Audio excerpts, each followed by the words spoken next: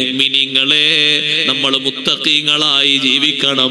മുത്തഖീങ്ങളെ അടയാളങ്ങളൊക്കെ നമ്മിലും ഉണ്ടാകണം. മഹാന്മാരായ പണ്ഡിതന്മാര് പഠിപ്പിച്ചില്ലേ 11 അടയാളങ്ങൾ. ഞാനതൊന്ന് എണ്ണിപ്പറയട്ടെ.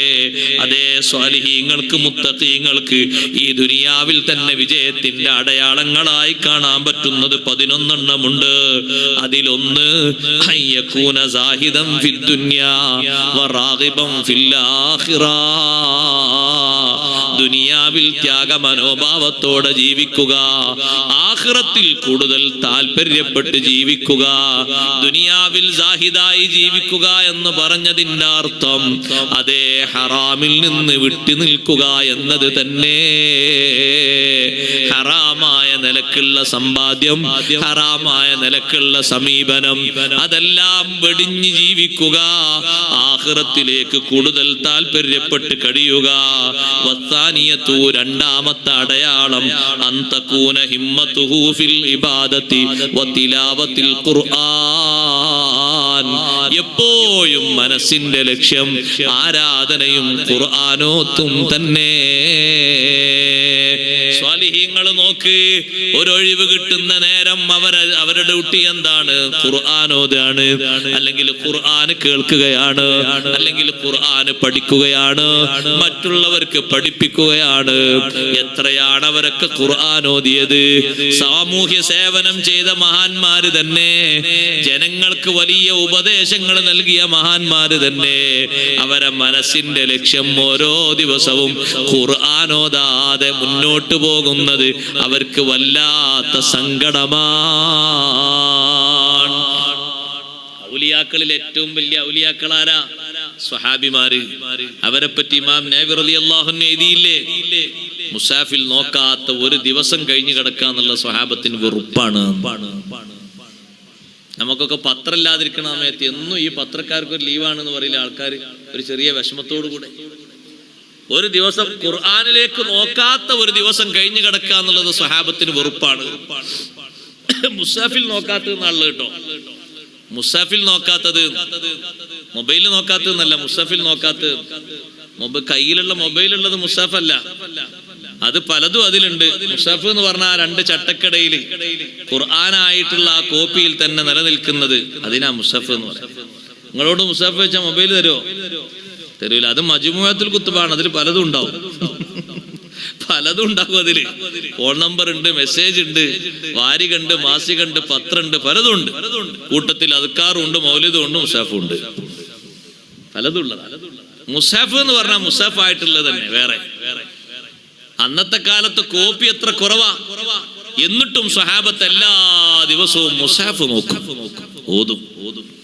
മുസാഫ് നോക്കാത്ത ദിവസം എന്ന് പറഞ്ഞാൽ നമ്മുടെ ജീവിതത്തിൽ അങ്ങനത്തെ ദിവസം, മുസാഫ് നോക്കാത്ത ദിവസം ഉണ്ടാകാൻ പാടില്ല. നോക്കാത്തത് എന്ന് ഞാൻ പറഞ്ഞത് ഇമാം നബി റളിയല്ലാഹു അൻഹു അങ്ങനെ തന്നെ പറഞ്ഞതാണ്. അത് സ്ത്രീകളെയും കൂടി ഉൾപ്പെടുത്തിയിട്ടാണ്. സഹോദരിമാരിത് കേൾക്കുമ്പോൾ വിചാരിക്കണം നമ്മൾ രക്ഷപ്പെട്ടു പോയി. അങ്ങനെ ഓതാൻ പറ്റാത്ത ദിവസം അവർക്കും ഉണ്ട്, അല്ലേ? ഉണ്ട്. തൊടാൻ പറ്റാത്തത്, നോക്കാൻ പറ്റാത്തതുണ്ടോ? നോക്കാൻ പറ്റാത്തില്ല. വേറുള്ളവര് മറിച്ച് വെച്ചൊക്കെ നോക്കിയാൽ മതിയല്ലോ. അതല്ലേ ജനാബത്തുകാരായ പെണ്ണുങ്ങളോട്, നിഫാസുകാരിയായ പെണ്ണുങ്ങളോട്, ഹൈലുകാരികളോടൊക്കെ ഇമാം നബി റളിയല്ലാഹു അൻഹു പറഞ്ഞു ഓതാൻ പറ്റൂല, ഹറാമല്ലേ, തൊടാൻ പറ്റൂല, പറ്റുമോ? പക്ഷെ നോക്കാൻ പറ്റുമല്ലോ. മഹാനവറുകൾ പറഞ്ഞു മുസഫിലേക്ക് നോക്കണം, നോക്കൽ ഇബാദത്താണ്. നോക്കിയിട്ട് ഖൽബ് കൊണ്ട് ഓതണം, നാവ് കൊണ്ട് ചലിപ്പിക്കരുത്. ഖൽബിൽ ഇങ്ങനെ ഓതുക, മനസ്സിൽ ഓതുക. സാധാരണ അരമണിക്കൂറൊക്കെ ഖുർആൻ ഓതുന്ന ഒരു പെണ്ണാണെങ്കിൽ അരമണിക്കൂർ ഇങ്ങനെ വരിവരിയായിട്ട് അങ്ങനെ നോക്കിയിട്ട് നാവനക്കാതെ ഖൽബ് കൊണ്ട് ഓതുക. ആ ടൈമിൽ അങ്ങനെയാണ് ഖുർആനോട് ടച്ച്. എന്നാലും നോട്ടം വിടരുത്. അപ്പൊ നോക്കാന്നുള്ളതെല്ലാവർക്കും കഴിയും. നോക്കണം. ഖുർആനോത്ത് വലിയൊരു ഹിമ്മത്താണ്. നമ്മുടെ ലക്ഷ്യത്തിന്റെ പ്രധാനപ്പെട്ട ഒരു മാർഗമാണത്. സുബ്ഹാനല്ലാഹ്, അള്ളാഹുവിലേക്ക് അടുത്ത മഹാന്മാര് മുഴുവനും അള്ളാഹുവിന്റെ കിതാബുകളുമായി വലിയ ടച്ച് ഉള്ളവരാണ്. അഷ്റഫുൽ ഖൽഖ് മുഹമ്മദുർ റസൂലുള്ളാഹി സ്വല്ലല്ലാഹു അലൈഹി വസല്ലം തങ്ങളോട് മഹബ്ബത്ത് കാമിലാകണമെങ്കിൽ ഖുർആനിനോടുള്ള ഹുബ്ബ് വേണം. അതില്ലാതെ നടക്കൂല.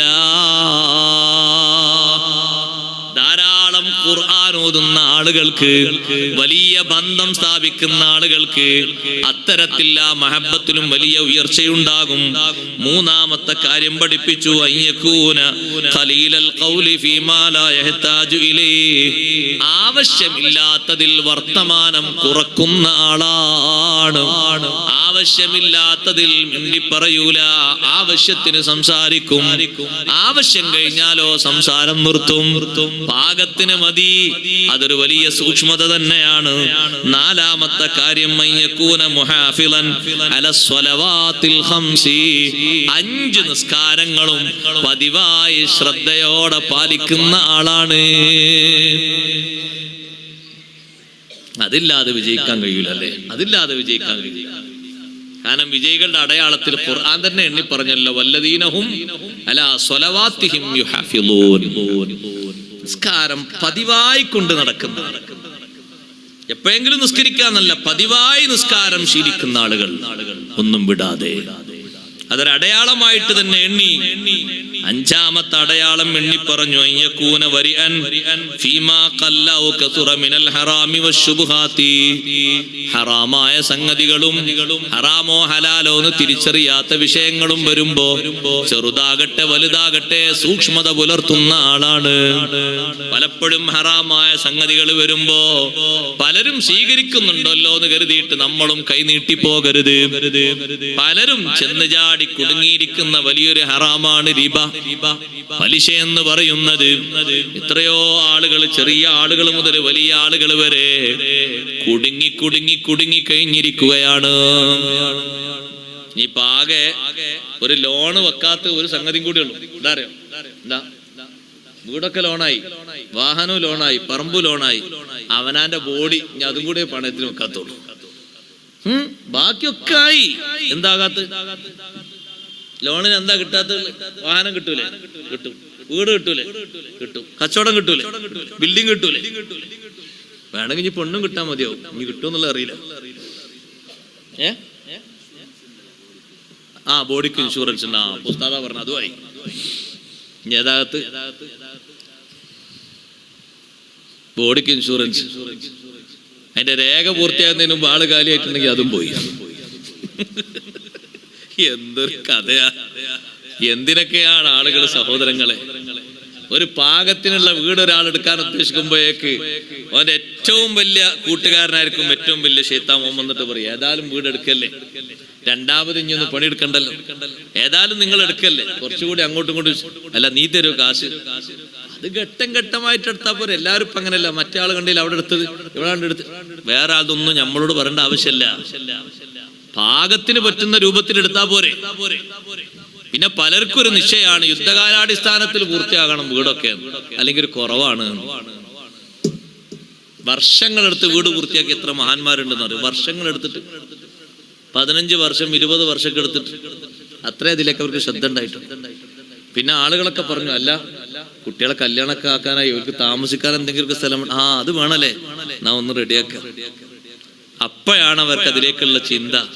അതുവരെ ദീനീ വിഷയങ്ങളിലും അള്ളാഹുവിന്റെ വജുഹിന് വേണ്ടിയും ഓടി നടക്കലും ചെലവാക്കലും അതന്നെയായിരുന്നു പണി. വീട് നീട്ടിയെടുക്കാൻ പറഞ്ഞപ്പോ ഇവനാകെ ഉദ്ദേശിച്ചിരുന്നത് ഒരു 800 അല്ലെങ്കിൽ ഒരു 900 750 ഒരു ചെറിയ സ്ക്വയർ ഫീറ്റിൽ ചെറിയ പാകത്തിൽ അങ്ങനെ ഒപ്പിച്ചു പോകാൻ. അപ്പോഴാണ് ഇവന്റെ കൂട്ടുകാരനായ ശൈത്താൻ വന്നിട്ട് പറഞ്ഞു, ഏതായാലും എടുക്കല്ലേ, ഒരേ തറല്ലേ, ചെറിയൊരു പൈസയല്ലേ വരുള്ളൂ, ഒന്ന് നീട്ടിക്ക്, ഒരു 1500 അവൻ നീട്ടി. എത്ര വർഷ സഹോദരങ്ങളെ, 15, 25, 35 വർഷങ്ങൾ പലിശ അടിച്ചിട്ട് തീർക്കാൻ കഴിയാതിരുന്നപ്പോ അവസാനം അവൻ അങ്ങ് പണിയായി. എഫ്റ്റി നോട്ടീസ് വന്നു, വീടും ലേലത്തിന് വെച്ചു, കുടുംബം പെരുവഴിയിലായി. നേരത്തെയുള്ള 800-ന് 500-ന് 750-ന് ഒരു കുഴപ്പമില്ലായിരുന്നു. അവന്റെ ഒറ്റ കൂട്ടുകാരന്റെ നിർദ്ദേശം കേട്ട് അവൻ പേച്ചുപോയി. സൂക്ഷ്മത പാലിക്കണം. ഹറാമോ ഹലാലോ തിരിച്ചറിയാത്ത വിഷയങ്ങൾ അത് ഏറ്റെടുക്കാൻ നിൽക്കണ്ട. അത് വേണ്ട, ദഹിച്ചു കിട്ടൂല, കുറച്ച് പ്രയാസം അല്ലേ. ആളുകളൊക്കെ അവകാശപ്പെട്ടവരാണോ അല്ലെന്നും വേണ്ട, കിട്ടുന്നിടത്ത് ആളുകൾക്ക് ഭയങ്കര താല്പര്യം. അത് ഭയങ്കര, അത് വേറൊരു അടയാളാണ്, പരാജയത്തിന്റെ അടയാളത്തിൽ എണ്ണുന്നുണ്ട്. അങ്ങനെ കിട്ടുന്നതിൽ അവകാശികളാണോ അല്ലയോ നോക്കണ്ട, കിട്ടോ അതിന് വല്ല വകുപ്പുണ്ടോ? റെഡി. കിട്ടാൻ വല്ല ചാൻസ് ഉണ്ടോ? ആ ചാൻസ് ഉണ്ട്. ചെറിയൊരു തിരിമറി നടത്തണം. അവിടെ പ്രശ്നം. ചെറിയൊരു തിരിമറി നടത്തണം. എന്ത്? നിങ്ങൾക്ക് വരുമാനം എത്ര കാണിച്ചാ കിട്ടൂല. അപ്പോഴോ അല്ലാഹു തആല തന്ന വരുമാനം ഇനി പറ്റ കുറച്ച് എഴുതി കൊടുക്കണം. എങ്ങനെയാണ് ഒരു മനുഷ്യൻ അങ്ങനെ തോന്നുക? നമ്മൾ ആലോചിച്ച് നോക്ക് നിങ്ങൾ. അല്ലാഹു തആല ഒരു മനുഷ്യന് ഒരു വാർഷിക വരുമാനമായിട്ട്, ഞാനൊരു ഉദാഹരണം പറയട്ടെ, വാർഷിക വരുമാനമായിട്ട് ഒരു മനുഷ്യന് അല്ലാഹു തആല 1,00,000 രൂപ കൊടുക്കുന്നു എന്ന് കൂട്ടിക്കോളൂ. അയാളങ്ങനെ ഓരോ ദിവസത്തെ കണക്കൊക്കെ കൂട്ടിയിട്ട് ചെലവ് കൂട്ടിയിട്ട് അങ്ങനെ കിട്ടുന്നു. ഒരു മാസം അയാൾക്ക് ഒരു 20,000 25,000 ശമ്പളമൊക്കെ വെച്ച് ഇങ്ങനെ കൂട്ടിയിട്ട് 1,00,000 1,50,000 2,00,000 കിട്ടുന്നു. ഒരു മാസത്തെ ഒരു നിത്യവരുമാനം എന്നുള്ള നിലക്ക് കൂട്ടി നോക്കുമ്പോൾ ഒരു 10,000-20,000 കിട്ടുന്നു സാധാരണ രൂപത്തിൽ കൂട്ടിക്കോളും. എത്ര ഇയാൾ എഴുതി വെക്കണേ? എത്ര ഇയാള് വാർഷിക വരുമാനം എഴുതി വെക്കുന്നത്? വാർഷിക വരുമാനം 30,000. അതിന്റെ മേലോട്ട് കണക്ക് ചെയ്താൽ നിങ്ങൾക്ക് ഇത് കിട്ടൂല. ഈ കാർഡും കിട്ടൂല, ഈ ഇൻഷുറൻസ് കിട്ടൂല, മറ്റേത് കിട്ടൂല. അപ്പൊ അതിനനുസരിച്ച് നുണ എഴുതണം. അല്ലാഹു തആല കൊടുത്ത നിയമത്തിനെ പറ്റ നിഷേധിച്ചുകൊണ്ട് അതൊരു ഭാഗത്ത് നല്ല തിന്നുന്നുണ്ട്, മറ്റൊരു ഭാഗത്ത് നിഷേധിച്ചിട്ട് വേറൊരു ഭാഗത്തൂടെ വാങ്ങാം. ഓ, എന്തൊരു കഠിനാധ്വാനം ആളുകൾ നടത്തുന്നതല്ലേ. വരുമാനം കുറച്ചാൽ മതി, പ്രശ്നമല്ല. അല്ലെങ്കിൽ വേറെ രൂപത്തിലേക്ക് മാറ്റിയാൽ മതി, കുഴപ്പമില്ല, എന്നാ സംഗതി ശരിയാവും. അങ്ങനെയല്ലേ ആളുകൾ പറയും. അതിനനുസരിച്ചാണ് ആളുകൾ വന്ന് ചോദിക്കുന്നതും. എന്റെ വീട്ടിലൊരു ഉദ്യോഗസ്ഥൻ വന്നപ്പോ എന്നോട് പറഞ്ഞു, ഉസ്താദേ, നിങ്ങൾക്കിപ്പോ ഈ കാർഡ് കൊണ്ട് നിങ്ങൾക്ക് ആകെ കുറഞ്ഞ അരിയെ കിട്ടുള്ളൂ, റേഷൻ കടയിൽ കുറച്ചേ കിട്ടുള്ളൂ. അങ്ങനെ കാർഡ് മുന്തിയ കാർഡ്, മുന്തിയ കാർഡിലെ ജീവിക്കാൻ അല്ലാഹു തആല തൗഫീഖ് എന്നില്ലെങ്കിൽ അങ്ങനെ ജീവിക്കണം. കിട്ടുന്നിടത്ത് മുഴുവൻ നമ്മള് ഫക്കീറന്മാര്, കിട്ടുന്നിടത്തൊക്കെ നമ്മൾ ഫക്കീർ മിസ്കീന്, കൊടുക്കുന്നിടത്ത് നമ്മൾ പ്രാരാബ്ധക്കാരും. ഇങ്ങനെ ആയാൽ ശരിയാകൂ? അപ്പൊ എന്നോട് പറഞ്ഞു, ഇതല്ല വേറെ രൂപത്തിലേക്കാക്കി മാറ്റാം. ഈ കൂടുതൽ കിട്ടുന്ന കാർഡിന്റെ നിറയതാ, വെള്ളേ ചോപ്പോ ഏതാണ്? ഇവിടെ കാർഡൊന്നുമില്ലേ? ഇവിടെ എല്ലാവർക്കും ഇഷ്ടംപോലെ കൊടുക്കലാ. ചുവപ്പ് മഞ്ഞ, ചുവപ്പ് മഞ്ഞ അതൊന്നാക്കി മാറ്റാം. അപ്പൊ ഞാൻ അയാളോട് ചോദിച്ചു, വെറുതെ അറിയാൻ വേണ്ടിട്ട്, അതിനെന്താ മാർഗം? അതിന് ഇപ്പൊ 1-2 വിഷയങ്ങൾ നമ്മൾ തിരുത്തേണ്ടി വരും. എന്താ തിരുത്തേണ്ടത്? ഉസ്താദിന്റെ പേരിലുള്ള വണ്ടിയില്ലേ, ആ വണ്ടി അത് ഉസ്താദിന്റെ പേരിൽ മാറ്റിയിട്ട് പതുക്കെ പെണ്ണുങ്ങളെ പേര് കാക്കണം. പിന്നെ നിങ്ങൾ തൽക്കാലം ഈ നിയമപരമായിട്ടുള്ള കാർഡ് തന്നാ മതി. മറ്റേത് ദഹിക്കൂല, ഉള്ളിൽ അങ്ങനെ ജീർണിക്കാതെ കിടക്കും. അത് വേണ്ട. അത് 20 കിലോനും വേണ്ട, 30 കിലോനും വേണ്ട, 40 കിലോനും വേണ്ട. അർഹതപ്പെട്ടത് മതി. അതാണ് സന്തോഷത്തോടെ സ്വീകരിക്കേണ്ടത്. മുമ്പ് നമ്മളെ നാട്ടിൽ നിന്ന് ഒരു 3-4 ഫക്കീറന്മാര് പറ്റ ദരിദ്രരാണ്. അവർക്ക് മുന്തിയ കാർഡാണുള്ളത്. അപ്പൊ അതൊക്കെ ഒന്ന് മാറ്റാനുള്ള അവകാശം ഉണ്ട് അവർക്ക്. ആ അവകാശവും അതിന്റെ സർട്ടിഫിക്കറ്റ് ഒക്കെ ആയിട്ട് അവർ ചെന്ന് നോക്കുമ്പോ ആ നാട്ടിലെ വലിയ ലക്ഷപ്രഭുക്കൾ വന്നിട്ടുണ്ട്. എന്തിന്? അവരുടെ കാർഡ് നേരെ കൂടുതൽ കിട്ടുന്ന കാർഡാക്കി മാറ്റാൻ വേണ്ടി. അപ്പൊ ഈ ഫക്കീർമാർ തീരുമാനിച്ചു, നമ്മളേതും കൂടി അവരെടുത്തോട്ടെ, നമ്മൾ പോകുക. അവർക്കങ്ങ് തേഞ്ഞോട്ടെ. അവരെ പറമ്പിൽ അടക്കയും തേങ്ങയും വലിച്ചാൽ തന്നെ അവരെ കുടുംബം മൊത്തം ജീവിച്ചാലും ബാക്കിയുള്ള ശമ്പളം കാര്യങ്ങളൊക്കെ പിന്നെ വേറെ. അങ്ങനെ ആകാൻ പാടില്ല. അലച്ചയാണ് സത്യത്തിൽ. ഹറാമും ഹലാലും കലർന്ന വിഷയത്തിൽ നമ്മൾ സ്വീകരിക്കരുത്. സഹോദരിമാരോടും ഞാനത് പ്രത്യേകം ഓർമ്മപ്പെടുത്തട്ടെ.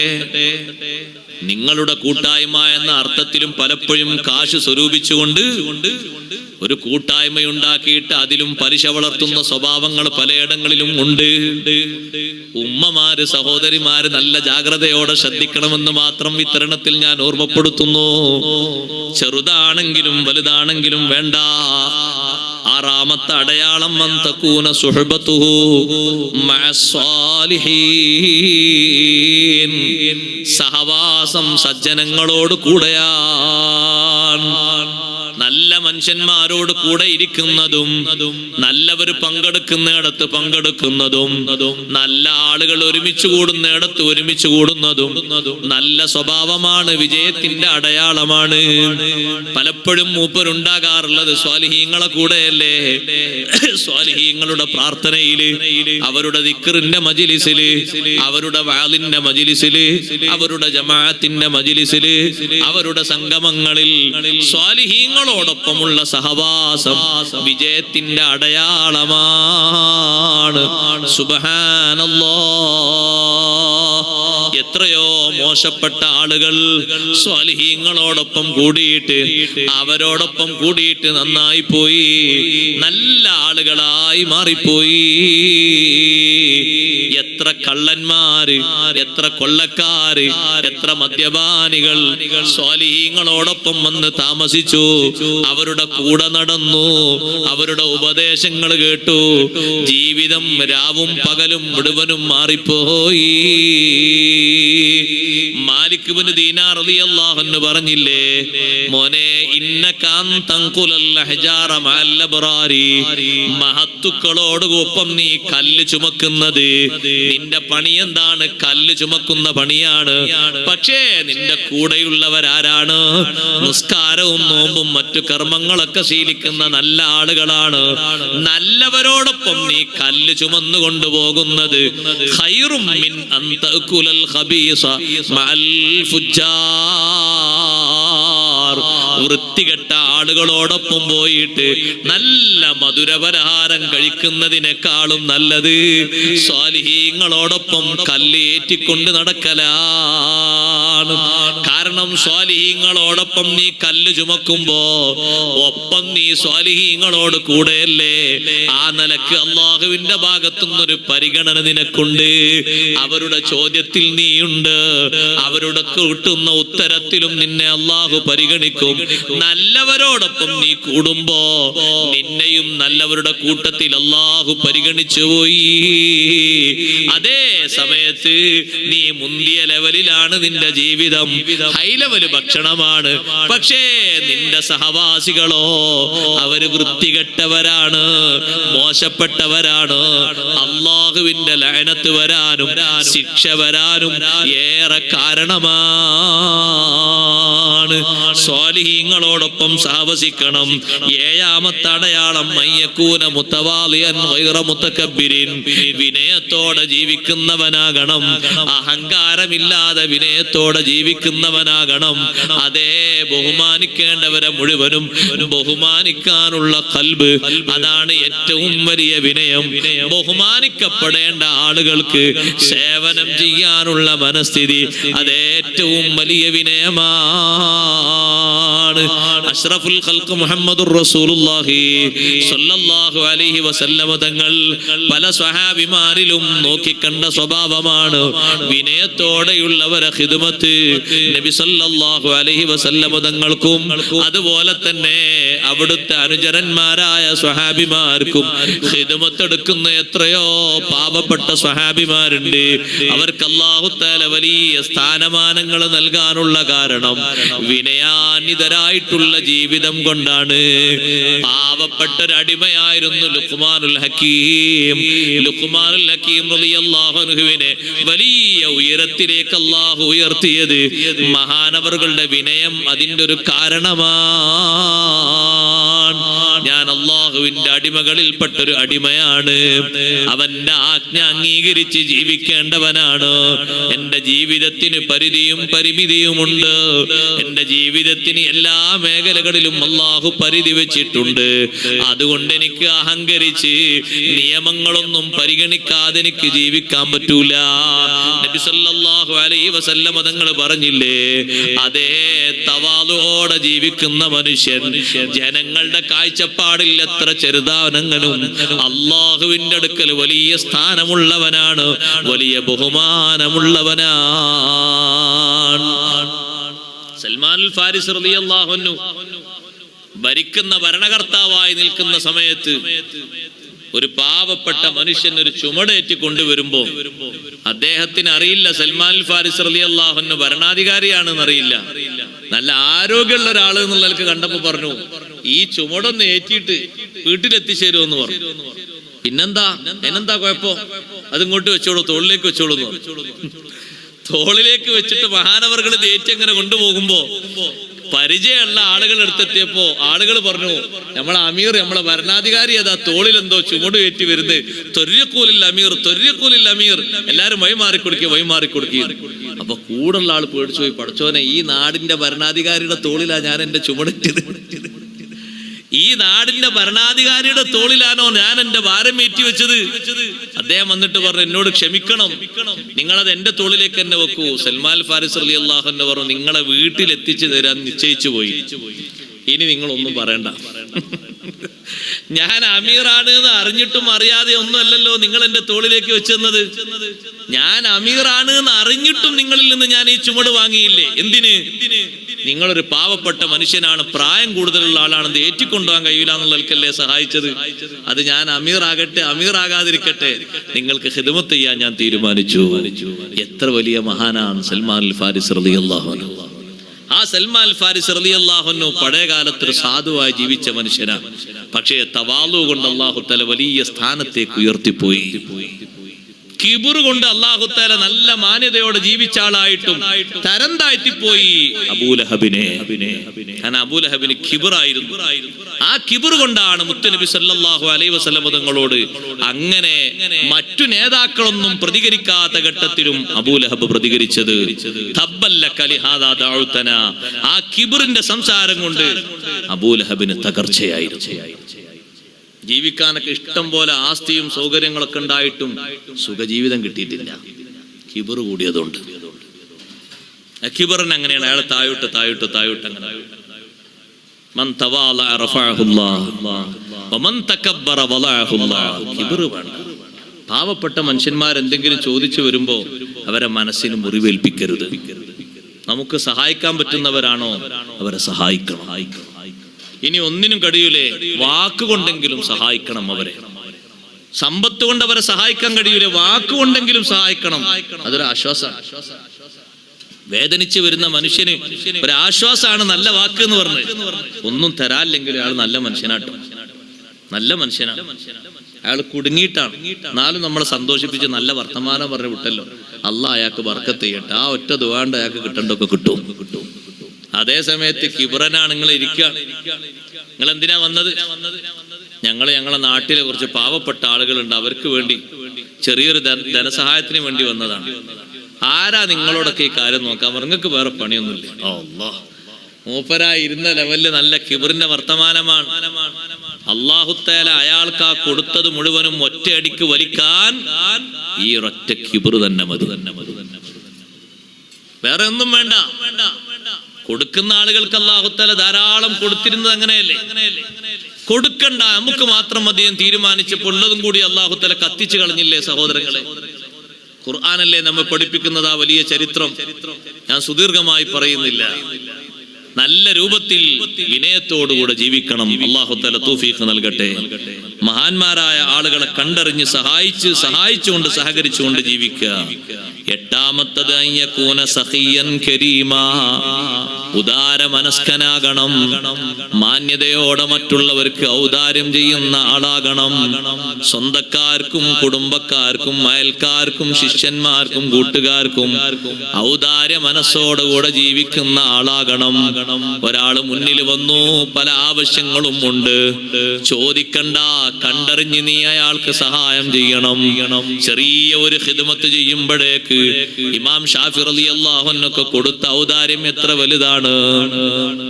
ഷാഫി ഇമാം തങ്ങൾ വാഹനത്തിൽ ഇങ്ങനെ പോകുമ്പോ മുടി വെട്ടുന്ന ഒരാൾ വന്നിട്ട്, നമ്മളെ നാട്ടിലൊക്കെ മുടി വെട്ടുന്ന ആൾക്കാർ നമ്മളെങ്ങനെ പരിഗണിക്കുക, മുടി വെട്ടുന്ന തൊഴിലുള്ള ഒരാൾ വന്നിട്ട് ചോദിച്ചു, മുടി ഒന്ന് വെട്ടിത്തരട്ടെ എന്ന് ചോദിച്ചു. മുടി ഒന്ന് വെട്ടിത്തരട്ടെ, മീശയൊക്കെ ഒന്ന് വെട്ടി ഒന്ന് നന്നാക്കി തരട്ടെ എന്ന് ചോദിച്ചു. ഈ ചോദ്യം ഷാഫി ഇമാം റളിയല്ലാഹു അൻഹു വലിയ ഇഷ്ടമായി. നമ്മളാണെങ്കിൽ എന്താ നമ്മൾ കണക്കൂട്ടും, ഇനിയിപ്പോ അയാൾക്ക് അതിന്റെ വക എന്തെങ്കിലും കിട്ടേണ്ടി വരും, വേണമെങ്കിൽ ഞാൻ നിന്റെ അടുത്തേക്ക് അങ്ങോട്ട് വരൂലേ. ഓ, നമ്മളെ സ്വഭാവം. ഇമാം ഷാഫി റളിയല്ലാഹു അൻഹു ഒരു പാറപ്പുറത്ത് ഇരുന്ന് കൊടുത്തു. അദ്ദേഹം മുടിയൊക്കെ വൃത്തിയായി വെട്ടി റെഡിയാക്കി, മീശൊക്കെ വെട്ടി ഒപ്പിച്ചു കൊടുത്ത് റെഡിയാക്കി കൊടുത്തപ്പോ ഷാഫി ഇമാം റളിയല്ലാഹു അൻഹു കൂടുള്ള ശിഷ്യനോട് ചോദിക്കാണ്, കയ്യിൽ എത്ര കാശുള്ളത്? അപ്പൊ ശിഷ്യൻ പറഞ്ഞു, 12 ദീനാറുണ്ട്, 12 കൊടുക്കുകയും. 12 കൂലിയില്ല. കൂലി ആകെ 1-2 ദിനാറേ ഉണ്ടാകുള്ളൂ. പക്ഷെ ഇങ്ങോട്ട് വന്നിട്ട് ഒരു ഖിദ്മ ചെയ്തപ്പോ ഇമാം ഷാഫി റളിയല്ലാഹു അൻഹു വലിയ ഇഷ്ടമായി, വലിയ സന്തോഷായി. ഔദാര്യ മനസ്സങ്ങനെയാ. അയാൾ നമ്മളെ ഒരു സുന്നത്തിൽ സഹായിച്ചില്ലേ, അതുകൊണ്ട് അയാൾക്കൊരു സഹായം കൊടുക്കുക, അതല്ലേ വേണ്ടത്. അയാളെ ഒന്ന് സഹായിക്കുക. അങ്ങനെ സഖിയായി ജീവിക്കണം. അല്ലാഹു തആല തൗഫീഖ് നൽകട്ടെ. പിശുക്കുണ്ടാകരുത്. ആവശ്യമുള്ള ആൾക്കാരെ കണ്ടറിഞ്ഞ് സഹായിക്കുക. ആ സഹായങ്ങൾ ഒറ്റക്ക് കിടക്കുന്ന ജീവിതത്തിലും ഒറ്റക്ക് നട്ടം തിരിയുന്ന മഹ്ശറിലും നമുക്ക് വലിയ തുണയായി വരും. 9ാമത്തെ അടയാളം അയ്യകൂന റഹീമൻ ബിമാ ഖലഖല്ലാഹു തആല. അല്ലാഹുവിന്റെ പടപ്പുകളോട് മുഴുവനും വാത്സല്യമുള്ളവനാകണം, നല്ല കരുണയുള്ളവനാകണം. അല്ലാഹുവിന്റെ സൃഷ്ടിജാലങ്ങളോട് വലിയ സ്നേഹം കാണിക്കണം. അല്ലാഹുവിന്റെ സൃഷ്ടികളോട് ഒന്നിനോടും വെറുപ്പുണ്ടാകരുത്. അതൊരു ഉപദ്രവിക്കുന്ന ജീവിയാണെങ്കിൽ പോലും അതിനോട് വെറുപ്പുണ്ടാകരുത്. അത് പോകുന്ന വഴിക്ക് അതിന് പൊയ്ക്കോട്ടെ, ശല്യം ചെയ്യണ്ട. ഔലിയാക്കളൊക്കെ സ്നേഹം അങ്ങനെയായിരുന്നു. അല്ലാഹുവിന്റെ സൃഷ്ടിജാലങ്ങളോട് അവർക്ക് വലിയ സ്നേഹമായി. ബഹുമാനപ്പെട്ട ഇമാം ദിഫായി റളിയല്ലാഹു അൻഹു, ദിഫായി ശൈഖ് റളിയല്ലാഹു അൻഹുവിന്റെ റഹ്മത്ത് നോക്ക് നിങ്ങൾ, വാത്സല്യം, സ്നേഹം. മഹാനവറുകളെ നിസ്കരിക്കാൻ വേണ്ടി ആളുകൾ കാത്തിരിക്കാണ്. ജമാഅത്തിന് ഇമാമവറുകൾ വരട്ടെ എന്ന് കരുതിയിട്ട്. പടച്ചോനെ, നിസ്കരിക്കാൻ ജമാഅത്തിന് ആളുകൾ കാത്തു നിൽക്കുന്നു. ദിഫായി ശൈഖ് റളിയല്ലാഹു അൻഹു ഒന്ന് എഴുന്നേറ്റ് നോക്കി. കൈലൂലത്തിന്റെ ഉറക്കം കഴിഞ്ഞൊന്ന് എഴുന്നേറ്റ് നോക്കുമ്പോ കുപ്പായത്തിന്റെ കൈയിന്റെ ഭാഗത്തൊരു പൂച്ച കിടന്നുറങ്ങുന്നു. ഞാനിപ്പോ ഈ കയ്യും കുടഞ്ഞ് എഴുന്നേറ്റ് പോയാൽ പൂച്ചയുടെ ഉറക്ക ശല്യമായി പോകുമല്ലോ എന്ന് കരുതിയിട്ട് പൂച്ച ഉറങ്ങുന്ന ആ ഭാഗം ഒരു കത്രിക കൊണ്ട് അങ്ങനെ കട്ട് ചെയ്ത് വെച്ച് ബാക്കിയുള്ള വസ്ത്രം കൊണ്ട് ഇമാം ദിഫായി ശൈഖ് റളിയല്ലാഹു അൻഹു നിസ്കരിക്കാൻ പോയി. പൂച്ചക്ക് കൂടി എന്റെ ഈ എഴുന്നേറ്റ് പോകുന്ന ഒരു ശല്യമാകാൻ പാടില്ല, അതിന്റെ ഉറക്കിന് പോലും ബുദ്ധിമുട്ടാക്കാൻ പാടില്ല. അതും അള്ളാന്റെ ഒരു സൃഷ്ടിയല്ലേ, അതും ഉറങ്ങിക്കോട്ടെ എന്ന് തീരുമാനിച്ചു. നിസ്കാരം കഴിഞ്ഞു വന്നപ്പോ പൂച്ച എണീറ്റ് പോയിട്ടുണ്ട്. ആ ഭാഗം എടുത്ത് തുന്നിപ്പിടിപ്പിച്ചു വെച്ചു. അങ്ങനെയാണ് അവരുടെ സ്വഭാവം. എന്തൊരു റഹ്മത്താണ്, എന്തൊരു സ്നേഹമാണ് അവർക്ക്. അള്ളാഹുവിന്റെ സൃഷ്ടിജാലങ്ങളോട് വലിയ സ്നേഹമാണ്. ഒന്നിനെയും എതിർക്കാതിരിക്കുക. 10ാമത്തെ അടയാളം സൃഷ്ടികൾക്ക് പരോപകാരം ചെയ്യുന്നവനാകണം. അള്ളാഹുവിന്റെ സൃഷ്ടിജാലങ്ങൾക്ക് ഉപകാരം ചെയ്യുക, ഭക്ഷണം കൊടുക്കുക, അതിനെ വളർത്തുക, മനുഷ്യന്മാർക്കും മറ്റുമൊക്കെ സേവനം ചെയ്യുക. നിങ്ങൾ കണ്ടില്ലേ, ഈ സ്ഥാപനമൊക്കെ ആ ഒരു വിധത്തിലാണ്. ബഹുമാനപ്പെട്ട തങ്ങളുപ്പാപ്പയും താജുശ്ശരിയ ഉസ്താദ് അവർകൾ അല്ലാഹു അടുത്തേക്ക് ദറജയേറ്റി കൊടുക്കട്ടെ. അല്ലാഹുവേ, നീ അവർക്ക് വലിയ ദറജയേറ്റി കൊടുക്കണേ റഹ്മാനെ. ഞങ്ങളിൽ നിന്ന് മൺമറഞ്ഞു പോയ മറ്റു മഹാന്മാരായ ഉസ്താദുമാര്, സാദാത്തുക്കൾ എല്ലാവർക്കും നീ ദറജയേറ്റി കൊടുക്കണേ അല്ലാ. അവരൊക്കെ വളരെ പ്രതീക്ഷയോടുകൂടെ ജനങ്ങൾക്ക് ഉപകാരത്തിന് വേണ്ടിയാണ് ഈ വലിയ സ്ഥാപനം ഇവിടെ സംവിധാനിച്ചത്. നമ്മുടെ സ്ഥാപനങ്ങളെയും മറ്റും അല്ലാഹു ഉത്തരോത്തരം ഉയർത്തി തെരുമാറാകട്ടെ. 11ാമത്തെ അടയാളം അയ്യകൂന ദാകിറൽ ലിൽ മൗതി കസീറാ. കൂടുതലായി മരണത്തെ ഓർക്കുന്ന ആളാകണം, കൂടുതലായി മരണത്തെ ഓർക്കുന്ന ആളാകണം. അഷ്റഫുൽ ഖൽഖ് മുഹമ്മദുർ റസൂലുള്ളാഹി സ്വല്ലല്ലാഹു അലൈഹി വസല്ലം തങ്ങൾ അങ്ങനെയല്ലേ ഏത് സംഗതിയിലും സ്വഹാബത്തിനെ ഓർമ്മപ്പെടുത്തിയതും തങ്ങൾ ഓർമ്മിച്ചെടുത്തതും മരിക്കാനുണ്ട് എന്ന നിലക്കുള്ള ഒരു ചിന്തയിലുള്ള വാക്കുകളല്ലേ തങ്ങൾ ബോധ്യപ്പെടുത്തിയത്. ബഹുമാനപ്പെട്ട അബൂബക്കർ സിദ്ദീഖ് റളിയല്ലാഹു അൻഹുവിന് എപ്പോൾ പനി ബാധിച്ചാലും മരണത്തെ ഓർക്കുന്ന സ്വഭാവമുണ്ടല്ലോ. ഏറ്റവും വലിയ വലിയല്ലേ അബൂബക്കർ സിദ്ദീഖ് റളിയല്ലാഹു അൻഹു. പനി ബാധിച്ച് എപ്പോൾ കിടന്നാലും ആ പനി മാറിയിട്ട് പിന്നൊരു പനി വന്നാലും എപ്പോ പനി ബാധിച്ചാലും മഹാനവറുകൾ പറയും കുല്ലും ദിഇമ്മു സബ്ബഹു ഫീ അഹ്ലിഹി വൽ മൗതു അദ്നാ മിൻ ശിറാകി നഅലിഹി. ഓരോരുത്തരും കുടുംബത്തോടൊപ്പം അങ്ങനെ കഴിയുമ്പോ മരണം സ്വന്തം ചെരുപ്പിന്റെ വാറിനേക്കാൾ അടുത്ത ബന്ധം പുലർത്തി അടുത്തേക്ക് വരുന്നു. എപ്പോഴും മരണം എത്താം. പനി ബാധിക്കുന്ന നേരത്ത് മരണത്തെക്കുറിച്ച് ഓർക്കും പോലെ മറ്റു പല ഘട്ടങ്ങളിലും മരണത്തെക്കുറിച്ച് ഓർക്കാറുണ്ട്. സയ്യിദുനാ റസൂലുള്ളാഹി സ്വല്ലല്ലാഹു അലൈഹി വസല്ലം തങ്ങൾക്കുള്ള ഫിറാഖിന് ശേഷം, തങ്ങളെ വഫാത്തിന് ശേഷം സിദ്ദീഖ് റളിയല്ലാഹു അൻഹു മരണത്തെ ഓർക്കാത്ത ദിവസങ്ങളില്ല. ബഹുമാനപ്പെട്ട ഉമർ ഇബ്നുൽ ഖത്താബ് റളിയല്ലാഹു അൻഹു മരണത്തെ ഓർക്കാത്ത സമയങ്ങളില്ലല്ലോ. കഫാബിൽ മൗതി വാഇലൻ യാ ഉമറു, ഉമറേ ഉപദേശകനായിട്ട് മരണം മതി. ഏറ്റവും വലിയ ഉപദേശകൻ മരണമാണ്. മരിച്ചു കഴിഞ്ഞാൽ സഹോദരങ്ങളെ ആഗ്രഹങ്ങൾ നിലച്ചില്ലേ? എല്ലാ സംഗതികളും ഇനി ഒരു അമലും ഇവിടെ ചെയ്യാനൊക്കില്ലല്ലോ. എല്ലാ താല്പര്യങ്ങളും എന്നേക്കുമായി അവസാനിച്ചു പോയി. മറ്റൊരു ലോകത്തേക്ക് നമ്മൾ നടന്നിറങ്ങിപ്പോയി. ആ മരണത്തെക്കുറിച്ച് കൂടുതൽ ഓർക്കുന്ന സ്വഭാവം നമ്മുടെ ജീവിതത്തിന്റെ നന്മയുടെ അടയാളമാണ്.